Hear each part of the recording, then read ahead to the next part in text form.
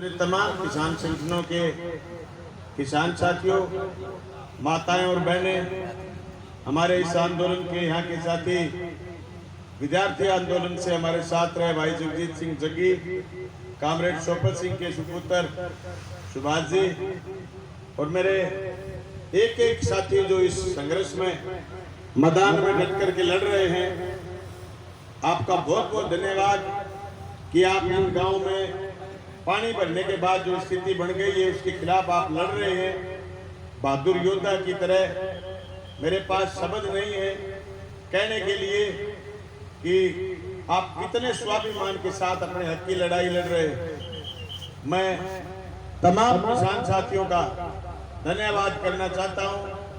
देखो भाई, दिक्कत तो पूरे देश में बहुत जगह है, किसानों में बहुत जगह किसान मुसीबत में।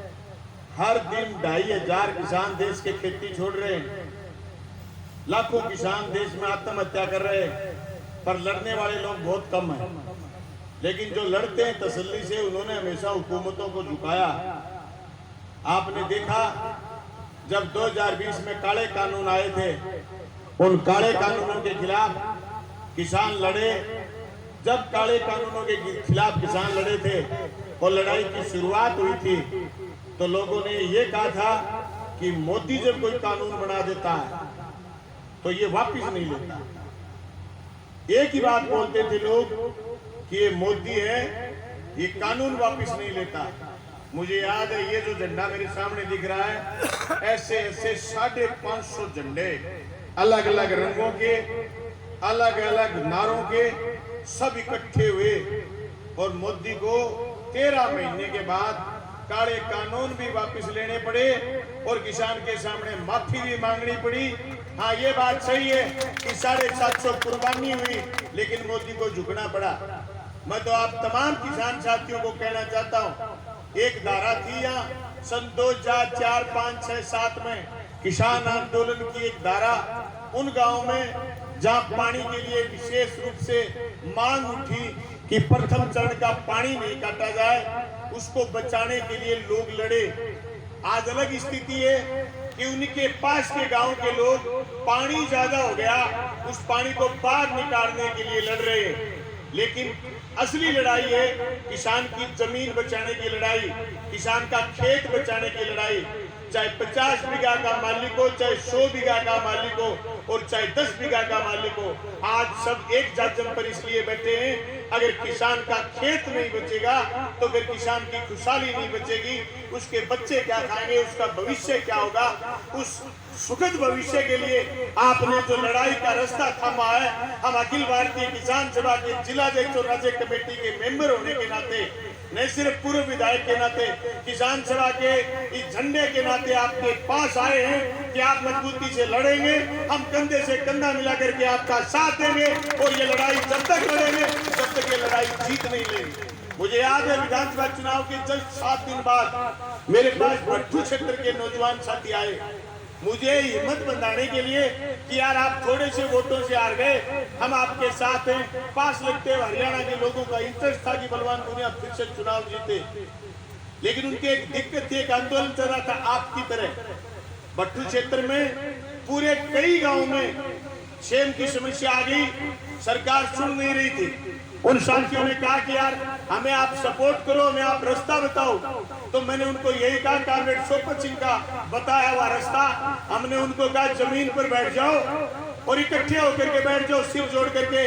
जमीन से जिस दिन उठोगे उस दिन कुछ न कुछ लेकर के उठोगे, तब तक मत उठना जब तक आपके खेत की खुशहाली के लिए सरकार बजट जारी नहीं कर दे। वहां की तहसील को घेर के बैठे थे, बजट जारी करवा करके, स्वीकृति जारी करवा करके फिर किसान साथी उठे।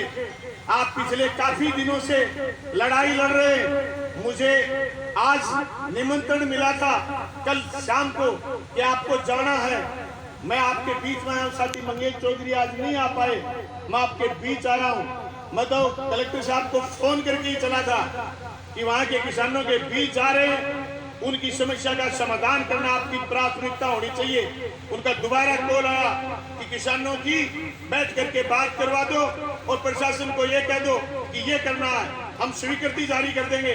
साथियों मैं अभी तो जाऊंगा हनुमानगढ़ और 1 घंटे के बाद वापस आऊंगा। तब तक आप सब लोग बोल लेंगे, आपके सामने प्रशासन का तखमीना आपके सामने रखेंगे।